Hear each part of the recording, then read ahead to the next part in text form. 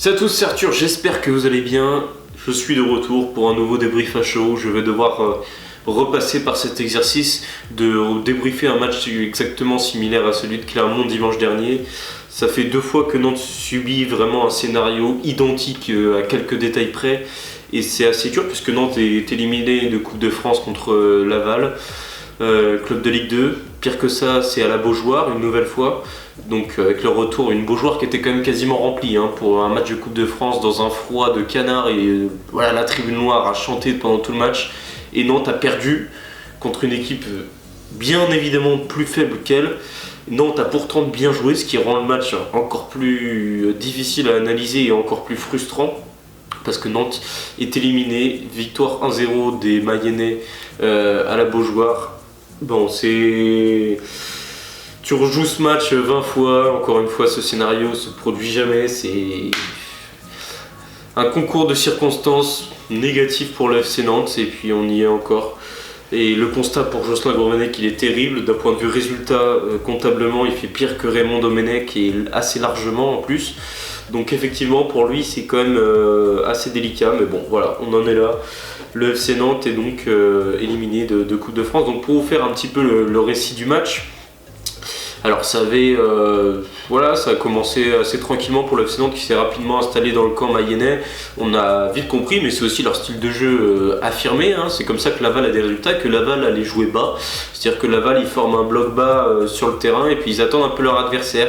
Et ce qui est assez impressionnant, c'est que même quand ils subissent des vagues, ils restent toujours plutôt bien mentalement pour pouvoir être prêts à en subir de nouvelles. Et ils restent bien dans leur match psychologiquement, c'est ce qui fait leur force. C'est comme ça qu'ils ont su renverser des situations et c'est comme ça qu'ils se retrouvent dans le haut de tableau de Ligue 2 alors que c'est une équipe qui normalement est censée plus jouer le maintien en deuxième division française. Donc voilà, donc Nantes qui s'installe plutôt bien. Notez la titularisation aussi de Nathan Zézé qui aura fait globalement un bon match aux côtés de Derek Schemmert. Donc voilà, on sent Nantes qui s'installe un peu, mais on sent que Nantes a quand même du mal un peu à se procurer des situations. Alors il y a des frappes qui sont un peu trop écrasées, il y a des frappes qui commencent un peu à s'envoler aussi. On commence à retrouver ce qu'on avait vu face à Clermont avec des frappes non cadrées. On voit des choses, on voit notamment une bicyclette tentée par Tino Kadewere qui passe juste au-dessus du but mayennais et voilà, c'est comme ça que la première mi-temps va rapidement s'achever.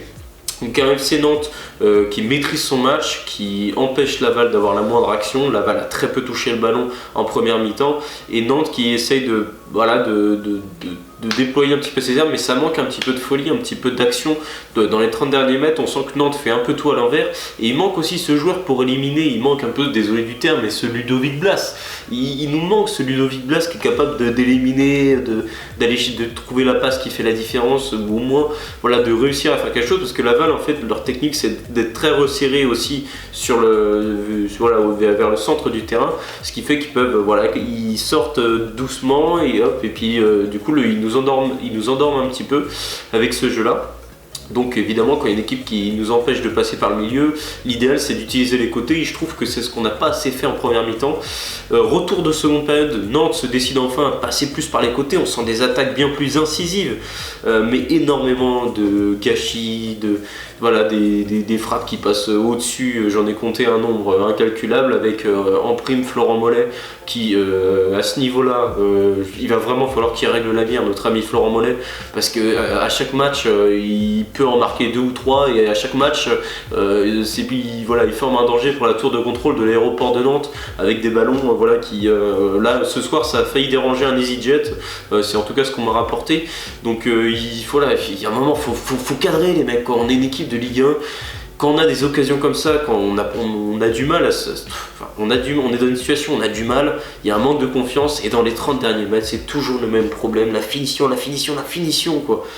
Bosser ça aux entraînements. Jocelyn, j'en ai rien à faire, tu fais 2 heures, tu les fais tirer devant le but, il tire parce que là c'est plus possible quoi, tous ces ballons qui s'envolent dans les tribunes, bref. Bon, c'est comme ça. Donc Nantes qui envoie un nombre de ballons assez incalculable au-dessus de la barre transversale, mais on sent des attaques bien plus incisives, bien plus pressantes. On sent que Laval commence un peu à sortir du match, on sent que c'est le moment clé, c'est le moment où il va se passer quelque chose. Et bien tournant du match, un super ballon de Quentin Merlin pour Mathis Sabline en face à face contre Maxime Aubois. Il parvient à éliminer le gardien Maxime Aubois qui vient lui accrocher avec le bout des bras, il vient lui envelopper le bras droit. Mathis Sabline qui s'écroule en pleine surface, il y a pénalty tous les jours.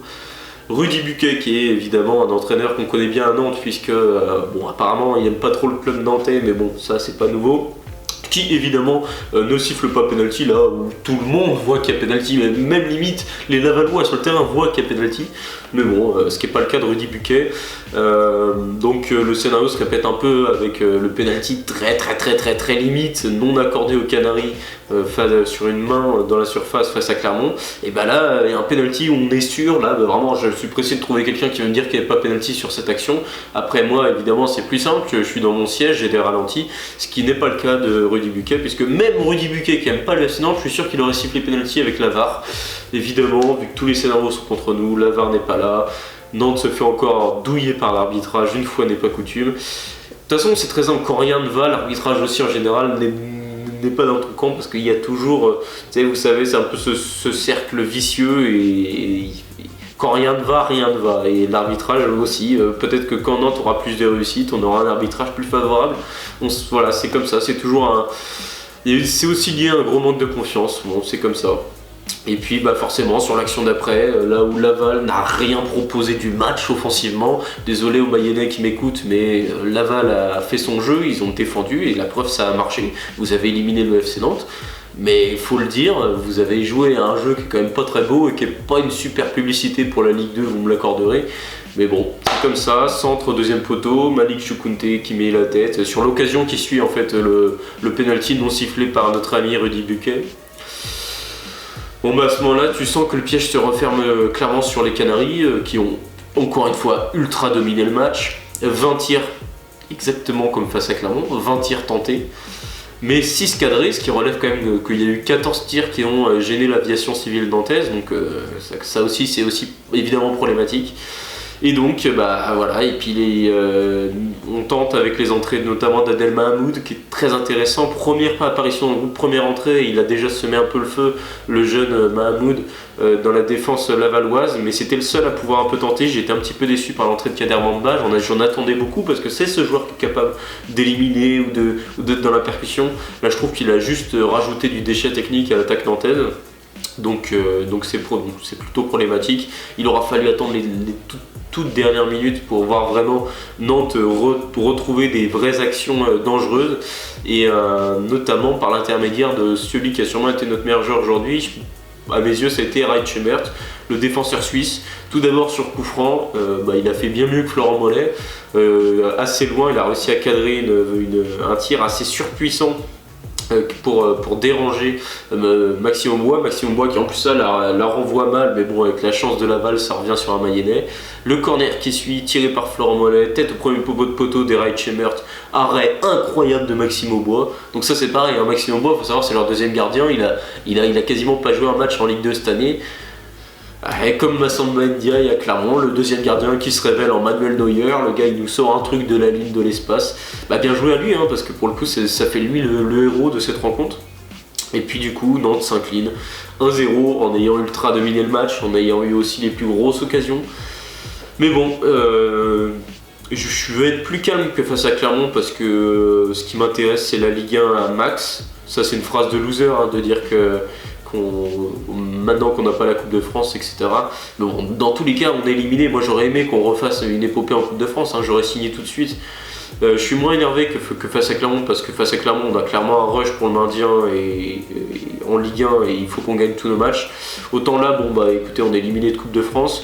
C'est dommage, c'était des bonnes opportunités de voir les jeunes. En tout cas, j'espère que Josselin, dans la situation actuelle, il ouvrira les yeux pour voir aussi que les jeunes qui sont rentrés, ils ont fait un tas de bonnes choses. Je pense surtout à Mahmoud qui est rentré en cours de jeu, et je pense surtout également à Nathan Zessé titularisé qui a fait un super match aux côtés d'Eray Chemert, qui nous a aussi prouvé que dans le jeu aérien, il a une très bonne détente et je pense qu'il peut poser de gros problèmes, notamment à certains attaquants en Ligue 1 qui jouent beaucoup par le jeu aérien. Lui, je pense qu'il a du répondant. Alors évidemment, ça reste à voir, mais on voit qu'il a besoin de jouer. On voit que, regardez, c'est plutôt encourageant encore une fois cette titularisation.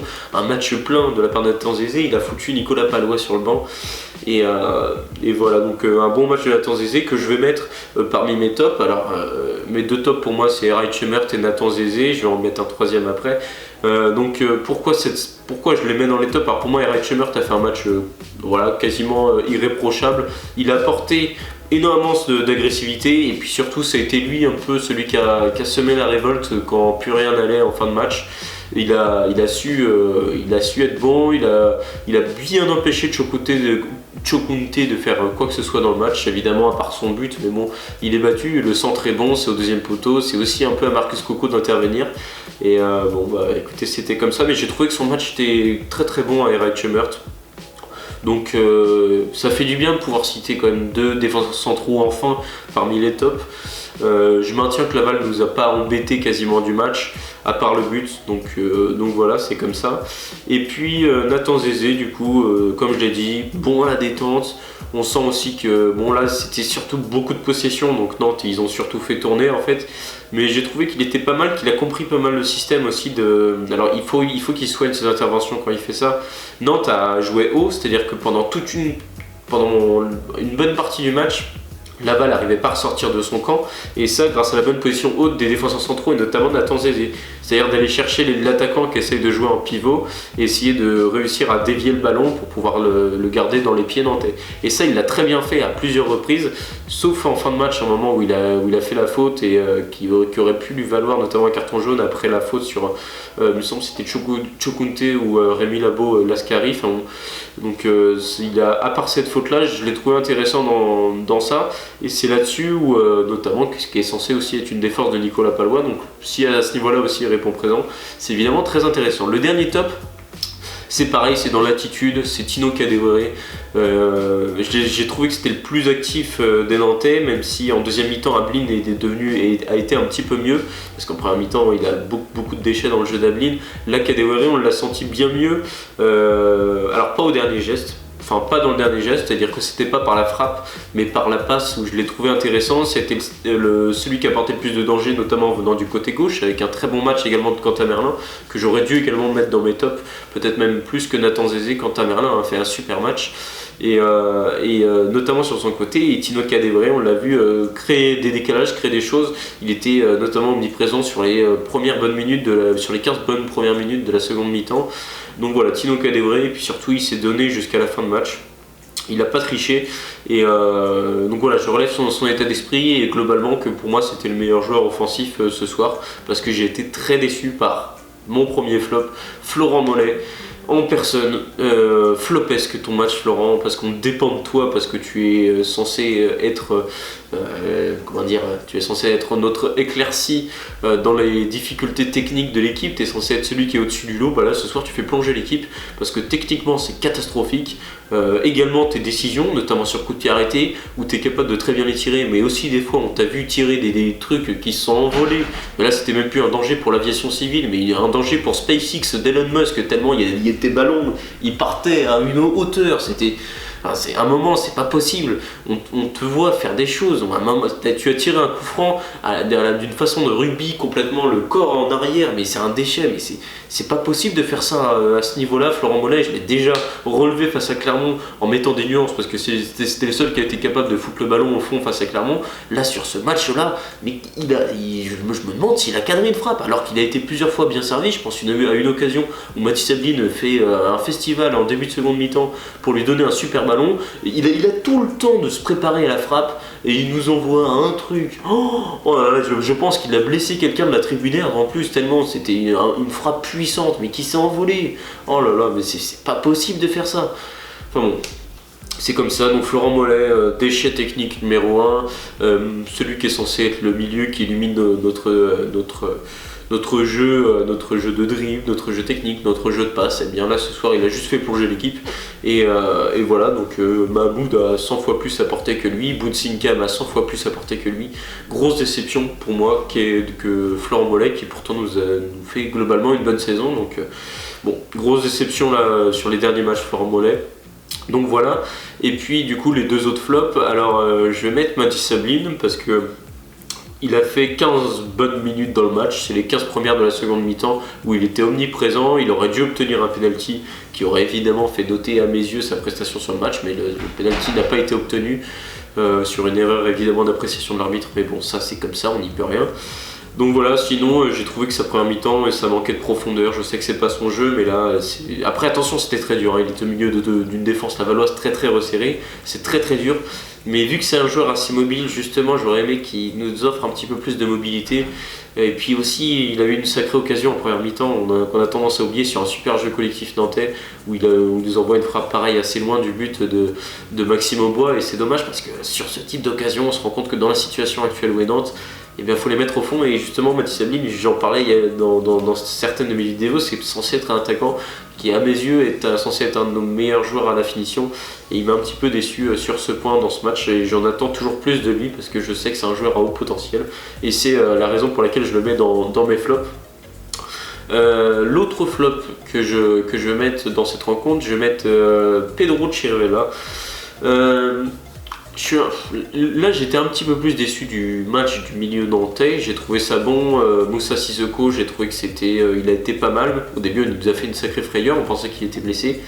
On a vu Douglas Augusto faire 10 premières minutes assez dures, liées à des blessures ou des fois à des mauvaises passes, mais sinon il est bien revenu dans son match, et celui qui m'a le plus déçu avec Florent Mollet au milieu de terrain, c'est tout simplement Pedro Chirivella, notre capitaine, qui en fait j'ai l'impression que dans ce quatuor, c'est un quatuor qui est capable de marcher mais qui l'exclut un petit peu. Dans le sens où on se retrouve rapidement à avoir Sissoko et Douglas Augusto qui sortent rapidement sur les joueurs mayennais et qui créent un peu le jeu. Donc lui, on a l'impression qu'il ne sait pas se placer. Et d'ailleurs, c'est assez marrant parce que si on regarde un peu, notamment sur la situation où il se retrouve dans la surface, complètement côté droit de la surface, pour donner un ballon en retrait à Sissoko, on se dit mais qu'est-ce qu'il fait là un petit peu. Au final c'était une action intéressante qui est encore une fois une frappe qui s'envole, mais alors que si de base il joue un peu plus sur le côté gauche du milieu, et bien là on se dit mais qu'est-ce qu'il fait là. J'ai l'impression que quand on se retrouve avec le quatuor Mollet, Sissoko, Augusto, Chirivella, et l'Espagnol il a du mal à se positionner. Et c'est dommage parce qu'on sait que c'est un sacré milieu de terrain qui est capable de faire des super ouvertures, des super longs ballons. Quand il joue assez bas, c'est super intéressant. Mais bon, pour ça, il faut avoir aussi la profondeur sur les côtés et de bons appels de balles, ce qui n'a pas été le cas. Et il n'a pas eu l'impact qu'on pouvait lui espérer. Le jeu nantais est resté trop longtemps stérile en première mi-temps, où il fallait élargir sur les côtés. C'est aussi lié à la position notamment de Marcus Coco, qui je trouve n'était pas assez collé à la ligne. C'est notamment dans des situations comme ça qu'on aurait pu voir l'Espagnol vraiment prendre le lead au milieu de terrain, comme il a été capable de le faire. Donc déception un petit peu, je trouve que Nantes c'est aussi une des raisons pour lesquelles ça va moins fort, parce que son capitaine va moins fort, Chirivella, est en plus grande difficulté depuis l'arrivée de Gourvenec, au détriment de Sissoko qui lui revit un petit peu avec Gourvenec. Donc voilà, Chirivella, encore une fois, match assez difficile pour lui. Donc en tout cas, j'espère que ce débrief vous aura plu, j'espère que vous êtes d'accord avec moi. Pleurons ensemble cette élimination nantaise et ce nouveau rêveur, mais ne pleurons pas trop longtemps. On a un maintien à aller chercher en Ligue 1. Ça commence dès dimanche prochain dans un match compliqué face à Reims, ce type de match aussi qui peut nous relancer. Il faut que Nantes soit fort et il faut qu'on reste soudés et unis derrière ce club qui nous fait vivre autant d'émotions. Donc voilà, j'espère que ce débrief vous aura plu. Si c'est le cas, n'hésitez pas à me le dire dans l'espace commentaire et à vous abonner à ma chaîne YouTube. Allez, ciao tout le monde!